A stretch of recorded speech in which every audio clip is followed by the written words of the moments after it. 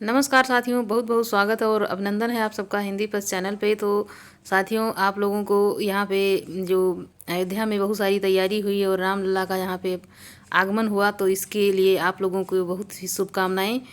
और बहुत दिनों से तैयारियां चल रही थी यहाँ पे, पास में ही होने के कारण जो है, जहाँ से हम ये मतलब वीडियो बनाते हैं, मतलब गोंडा में, तो थोड़ा यहाँ फैजाबाद जो अयोध्या है ये थोड़ा पास ही में ही है। तो हम लोगों का थोड़ा और यहाँ पे थोड़ी तैयारियां और ज़्यादा जो है, सब लोग ज़ोर शोर से यहाँ पे कर रहे थे। तो साथियों, यहाँ पे पहला प्रश्न आप लोगों के लिए शुरू किया जा रहा है कि छायावाद को स्थूल के पर सूक्ष्म का विद्रोह किस आलोचक ने कहा है। यहाँ पे आपका आंसर जो होता है सही वो हो जाता है ए इसमें, कि डॉक्टर नगेंद्र ने यहाँ पे कहा है। अगला यहाँ पे प्रश्न है कि छायावाद को स्थूल के पर सूक्ष्म का विद्रोह किसने कहा है, तो ये भी आंसर आपका हो जाएगा। किसका हो जाता है, यहाँ पे आपका आंसर हो जाएगा ये नगेंद्र ने कहा है। तो साथियों, ये प्रश्न जो हैं आपको याद कराने के लिए इसके इस प्रकार के प्रश्न रहते हैं कि ताकि आपको अच्छे से याद हो जाए, और इन्हीं प्रश्नों को आप दोहराते रहिएगा तो हमको नहीं लगता है कि कोई अलग से प्रश्न बनता है, थोड़ा सा इधर उधर का पूछेगा और सारी यही प्रश्न आपको देखने को मिलेंगे। छायावाद विलायती अभ्यंजनावाद का विलायती संस्करण है, यह किसने कहा है, तो ये कहा है किसने। आंसर आपका हो जाएगा कि रामचंद्र शुक्ल। यहाँ पे आपका आंसर डी हो जाएगा, बिल्कुल ही सही। आगे है कि आचार्य रामचंद्र शुक्ल का कथन है छायावाद विलायती अभ्यंजनावाद का विलायती संस्करण है। तो ये कथन अगर पूछा जाता है तो आप लोग यहाँ पे आंसर करेंगे क्या कि ये कथन किसका है, रामचंद्र शुक्ल का है। तो यहाँ पे आपका आंसर हो जाएगा। आगे है इसमें कौन सा उत्तर छायावादी कवि नहीं है, तो उत्तर छायावादी जो कवि नहीं है उनको यहाँ पे आपको बताना है कि कौन इसमें नहीं है उत्तर छायावादी। तो यहाँ पे उत्तर छायावादी जो नहीं है इसमें डॉक्टर नगेंद्र हैं, राम कुमार वर्मा है, बच्चन है, या फिर यहाँ पे अंचल हैं। तो यहाँ पे आपका आंसर हो जाएगा क्या कि इसमें ये बी हो जाता है, राम कुमार वर्मा आपका बिल्कुल ही सही हो जाएगा। और ये प्रश्न जो है केंद्रीय विद्यालय पीजीटी परीक्षा 2015 में ये यहाँ पे आ चुका है। और इनकी रचनाओं को देख लेते हैं साथियों। राम कुमार वर्मा जी की रचना जो है यहाँ पे है कि छायावाद के द्वितीय वर्ग के कवियों में सर्वाधिक उल्लेखनीय है। उनके रूप राशि, निशीथ, चित्ररेखा, आकाशगंगा आदि काव्य संग्रहों में छायावादी पद्धति की रचनाएं संकलित हैं। तो यहाँ पे कौन कौन सी रचना उनकी है जो कि इसमें सर्वाधिक उल्लेखनीय है, तो रूप राशि है, उसके बाद निशीथ है, चित्ररेखा है। तो ये रचनाएं आपकी हो जाती हैं। आकाशगंगा है, ये काव्य संग्रहों में छायावादी पद्धति की रचनाएं देखने को मिलती हैं। आगे इनके जो कुछ तथ्य हैं उसके बारे में जान लेते हैं। छायावाद के द्वितीय वर्ग के कवियों में आपका यहाँ पे हो जाएगा राम कुमार वर्मा, उदय शंकर भट्ट, मोहनलाल महतो, वियोगी, उसके बाद में लक्ष्मी नारायण मिश्र, जनार्दन प्रसाद झा, द्विज, इनका द्विज ये उपनाम हो जाएगा, जैसे यहाँ पे वियोगी जी था। और उसके बाद गोपाल सिंह नेपाली, केदारनाथ मिश्र, प्रभात आरसी प्रसाद सिंह। तो यहाँ पे जो यहाँ पे नाम आपको बताए गए हैं इनमें से कोई दो एक कवि का नाम पूछेगा कि छायावाद के द्वितीय वर्ग के कवि के अंतर्गत कौन आते हैं। तो यहाँ पे आप जब रट लेंगे इन नामों को तो यहीं से प्रश्न बनेगा। आगे यहाँ पे प्रश्न है कि फैंट फैंट समाटा का संबंध हिंदी के किस काव्य आंदोलन से जोड़ा गया है। तो यहाँ पे आप क्या बताएंगे, तो ये फैंट समाटा जो यहाँ पे जोड़ा जाता है वो आपका आंसर हो जाएगा इसमें छायावाद बी हो जाएगा, बिल्कुल ही सही। आगे यहाँ पे प्रश्न है कि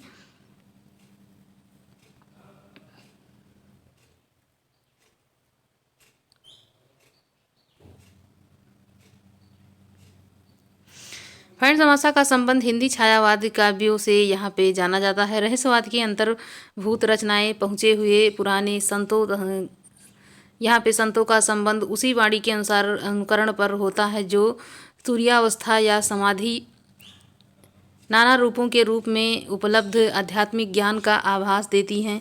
माना जाता है कि रूपात्मक आभास को यूरोप में छायावाद या फिर यहाँ पे फैंट समासा कहते हैं। उक्त प्रवृत्तियों का अनुकरण करने के कारण छायावाद संबंध यहाँ पे फैंट समाटा से जोड़ा गया है। तो यदि फैंट समासा यहाँ पे फैंट समझना नहीं, आप लोग यहाँ पैंट समझ लें। तो यहाँ पे फैंट समासा यहाँ पे समाटा से ये संबंध अगर पूछा जाता है तो यहाँ पे आप लोग समास बताएंगे। क्या बताएंगे, समास। ये समास क्या, यहाँ पे छायावाद आप लोग बताएंगे। तो इस समय जो है चारों तरफ जो राम नाम की जो ध्वनि है इस समय गुंजायमान हो रही है। तो साथियों, यहाँ पे थोड़ा सा हम उसी के चलते ये क्लास आप लोगों से यहाँ पे थोड़ा दूरी थी जो नहीं ले पा रहे थे। तो यहाँ पे अगला प्रश्न है कि निम्नलिखित में से एक रचना राष्ट्रीय सांस्कृतिक धारा की नहीं है। हम बिस्पाई जन्म के, सूत की माला, प्रभात फेरी, विसर्जन। यहाँ पे आपका आंसर सी हो जाता है, बिल्कुल ही सही।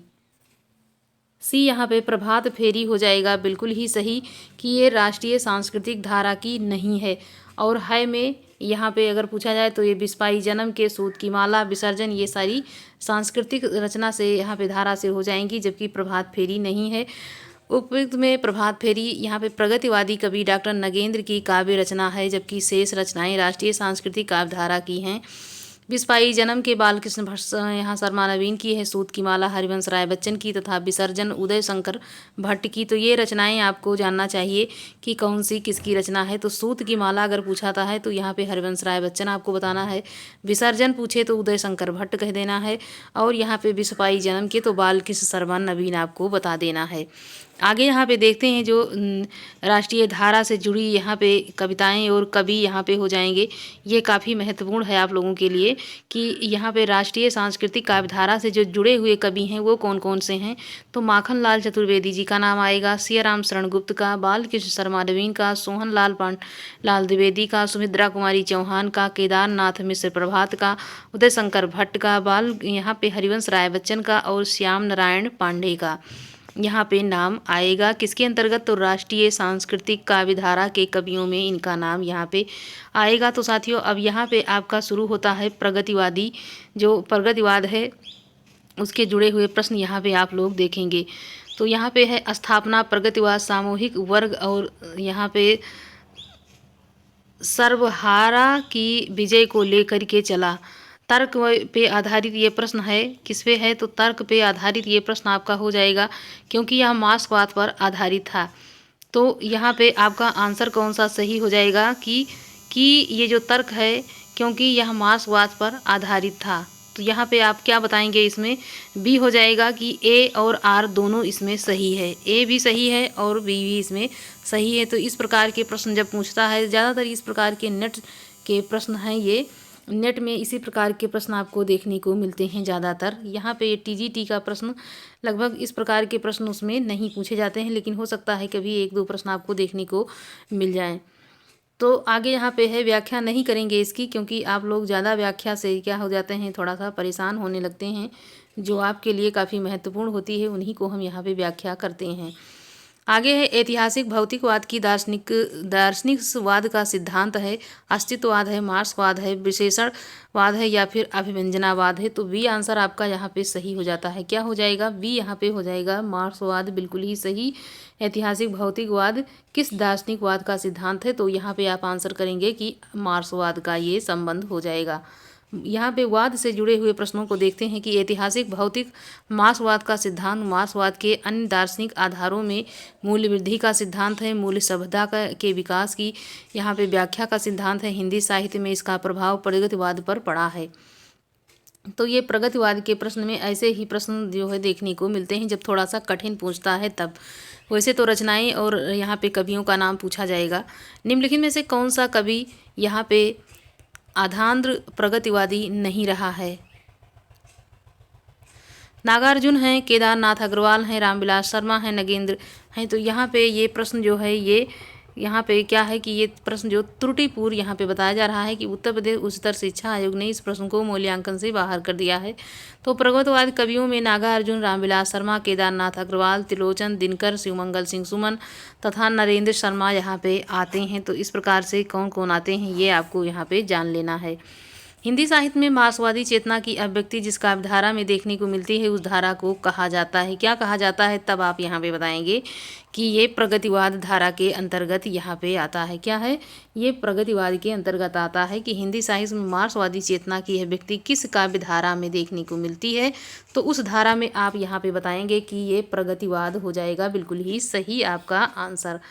साथियों यहाँ पे आगे है प्रश्न की, यहाँ पे कुछ व्याख्या करना है कि 1935 से 1942 के कालखंड को यहाँ पे प्रगतिवाद कहा जाता है। प्रगतिवाद मार्क्सवादी दर्शन के आधार पर चलता है। इसमें वर्ग चेतना की प्रधानता है। ऐसा समझना चाहिए कि राजनीति में जो मार्क्सवाद और काव्य में वही प्रगतिवाद। प्रगतिवाद मार्क्सवाद का साहित्यिक संस्करण है। शुद्ध प्रगतिवादी कवियों के नाम यहाँ पे नागार्जुन, केदारनाथ अग्रवाल, शिवमंगल सिंह सुमन और गजानन माधव मुक्तिबोध आदि में प्रगतिवादी कविता पर जैसे मार्क्स का प्रभाव है, वैसे ही प्रयोगवादी कविता का फ्रायड का प्रगतिवाद को मार्क्सवाद का साहित्यिक संस्करण कहा जाता है। तो यहाँ पे क्या करना है कि जैसे यहाँ पे केदारनाथ अग्रवाल, शिवमंगल सिंह सुमन और गजानन माधव मुक्तिबोध हैं, ये प्रगतिवाद पर कविता प्रगतिवादी कविता पर जैसे मार्क्सवाद का प्रभाव है, वैसे इन लोगों का प्रगतिवाद पर प्रभाव देखने को, वैसे ही इनका प्रयोगवादी यहाँ पे लिखा गया है, लेकिन ये यहाँ पे प्रयोगवादी ना होकर के ये हो जाएंगे प्रगतिवाद के सारे कवि हैं। प्रयोगवादी कविता पर फ्रायड का प्रगतिवाद को यहाँ पे मार्क्सवाद का साहित्यिक संस्करण कहा जाता है। तो यहाँ पे आगे बढ़ते हैं प्रश्नों की तरफ कि प्रगतिवादी काव्य सृष्टि कैसी है, तो दार्शनिक है, वर्ग चेतना प्रधान है, व्यक्ति यथार्थ है और यथास्थितिवादी है। तो यहाँ पे वर्ग चेतना प्रधान है। ये प्रश्न काफ़ी महत्वपूर्ण रहने वाला है। ऐसे ही प्रश्न देखने को मिलते हैं। वर्ग चेतना प्रधान यहाँ पे हो जाएगा प्रगतिवादी काव्य सृष्टि। आगे यहाँ पे प्रश्नों में बढ़ते हैं कि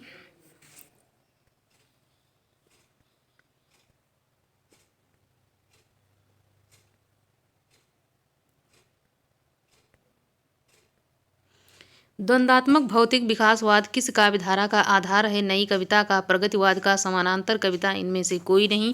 तो यहाँ पे आपका आंसर हो जाएगा कि प्रगतिवाद का उदय छायावाद के यहाँ पे समाप्ति काल में सन 1936 के आसपास सामाजिक चेतना के साथ आरंभ हुआ। यह मार्क्सवादी दर्शन द्वंद्वात्मक भौतिकवाद के आलोचक में सामाजिक चेतना और यहाँ पे भावबोध को अपना लक्ष्य बना करके चला। राजनीतिक दास्ता देश में एक ओर पूंजीवाद और समानतावाद की शोषण शक्तियों को प्रश्रय दे रही है, तो दूसरी ओर जनमानस के लिए भयावह गरीबी, अशिक्षा, असुविधा और अपमान की सृष्टि कर रही है तथा साहित्य भी इससे प्रभावित हुआ है। इसमें प्रगतिवादी साहित्य का आंदोलन आरंभ हुआ है।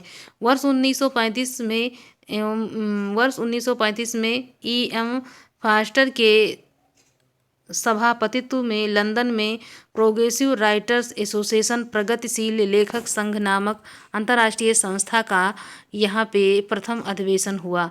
यहीं पर भारतीयों ने, कुछ समाजवादी विचारधारा वालों ने भारतीय प्रगतिशील लेखक संघ की स्थापना की, जिसमें मुल्कराज आनंद और सज्जाद जहीर शामिल थे। यहाँ पे वर्ष 1936 में सज्जाद जहीर और डॉक्टर मुल्कराज आनंद ने के प्रयत्नों से भारतवर्ष में भी इस संस्था की शाखा खुली और प्रेमचंद की अध्यक्षता में लखनऊ में इसका प्रथम अधिवेशन हुआ। तो शाखा खुलती है यहाँ पे सज्जाद जहीर और मुल्कराज आनंद के प्रयत्नों से, जबकि इस संस्था की जो मुख्य अध्यक्षता यहाँ पे किया गया है वो प्रेमचंद के द्वारा लखनऊ में इनका जो प्रथम अधिवेशन हुआ उसमें ये अध्यक्ष थे। प्रगतिशील यहाँ पे प्रगतिवादी काव्यधारा में छायावाद की जीवन शून्य होती है और व्यक्तिवादी वायवी काव्यधारा की यहाँ पे प्रतिक्रिया भी निहित थी। आगे यहाँ पे प्रश्न है कि क्या हो जाएगा, तो यहाँ पे प्रगतिवाद का आधार यहाँ पे आपको आगे भरना है। तो यहाँ पे द्वंद्वात्मक भौतिकवाद प्रगतिवाद का आधार है। तो यहाँ पे डी आंसर आपका हो जाएगा सही, डी हो जाता है इसमें, द्वंद्वात्मक भौतिकवाद प्रगतिवाद का आधार है।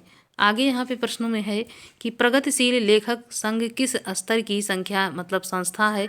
राष्ट्रीय है, अंतर्राष्ट्रीय है, राज्य स्तरीय है, हिंदी भाषी प्रांतीय है? तो ये अंतर्राष्ट्रीय हो जाएगी। क्या हो जाती है? अंतर्राष्ट्रीय हो जाती है प्रगतिशील लेखक संघ की ये जो संस्था है। आगे यहाँ पे बढ़ते हैं कि प्रगतिशील लेखक संघ के प्रथम अधिवेशन की अध्यक्षता की।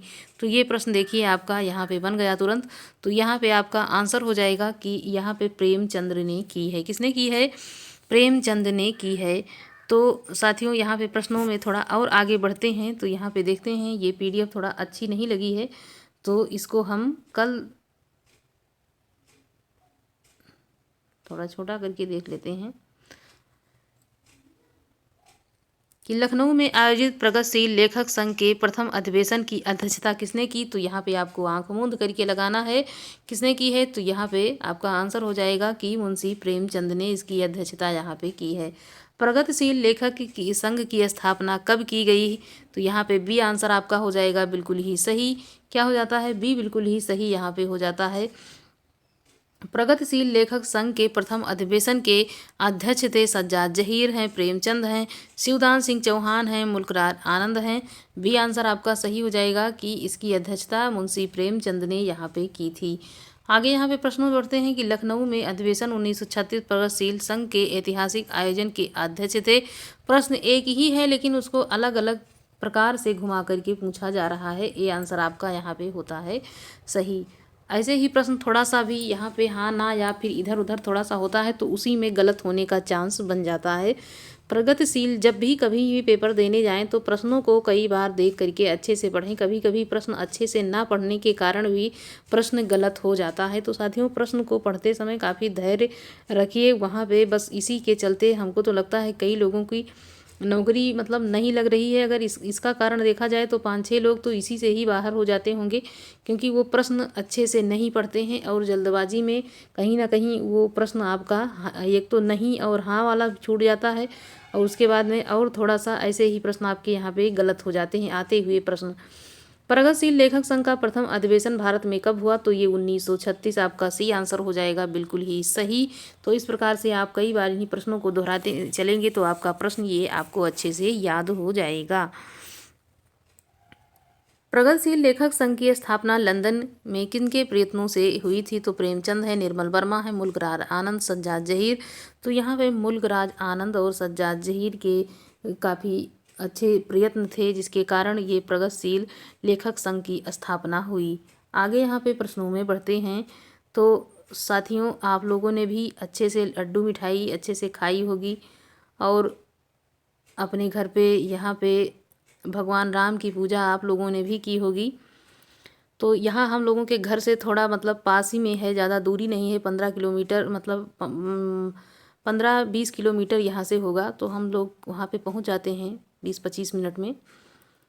तो लेकिन अभी हम लोग का भी दर्शन नहीं हो पाया है और लगभग अभी बहुत ज़्यादा बैरिकेटिंग है क्योंकि उधर जाने नहीं दे रहे हैं।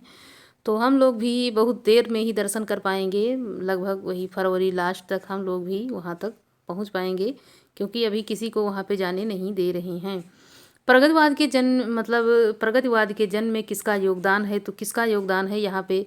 सभी लोगों का यहाँ पे हो जाएगा आंसर आपका कि छायावादी जो हैं उनका भी है, प्रगतिशील लेखक संघ की स्थापना उसका भी है और प्रगतिवादी मार्क्सवाद यहाँ पे भी इसका भी प्रभाव देखें तो उपर्युक्त सभी का आपका डी आंसर होता है बिल्कुल ही सही। आगे यहाँ पे है कि प्रगतिवाद के अंतर्गत कौन सा विचार अमान्य है? तो यथार्थवाद है, रूपवाद है, पदार्थवाद है, समाजवाद है। बी आंसर आपका हो जाएगा बिल्कुल ही सही। यहाँ पे बी बिल्कुल ही सही आपका हो जाता है। निम्नलिखित प्रवृत्तियों में से एक प्रगतिवाद की प्रवृत्ति नहीं है। धर्म, ईश्वर और व्यक्तित्ववाद में आस्था है, सामाजिकता का आग्रह है, शोषित वर्ग के प्रति सहानुभूति एवं शोषक वर्ग के प्रति घृणा, जन सामान्य के प्रति लोक मंगल की भावना। ए आंसर आपका होता है बिल्कुल ही सही। ए यहाँ पे आपका हो जाएगा बिल्कुल ही सही। आगे यहाँ पे है कि प्रगतिवाद की प्रमुख प्रवृत्तियाँ इस प्रकार हैं। प्राचीन रूढ़ियों और मान्यताओं का विरोध, यहाँ पे मानवतावादी प्रवृत्ति, शोषण वर्ग के प्रति घृणा और रोषित के प्रति सहानुभूति, विद्रोह एवं क्रांति की भावना, समाज का यथार्थवादी चित्रण, नारी के प्रति परिवर्तित दृष्टिकोण और मार्क्सवादी दर्शन के आलोक में सामाजिक चेतना एवं ईश्वर के प्रति अनास्था। यहाँ पे आपका यहाँ पे आपका सारा यहाँ पे हो जाता है।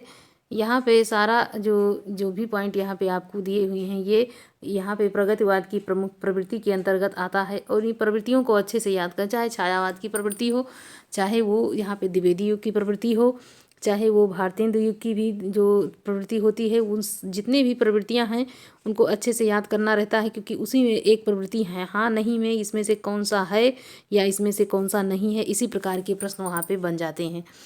आगे है कि वैद्यनाथ मिश्र यहाँ पे किसका नाम है? तो यहाँ पे आपका ये नाम काफ़ी चर्चित रहा है।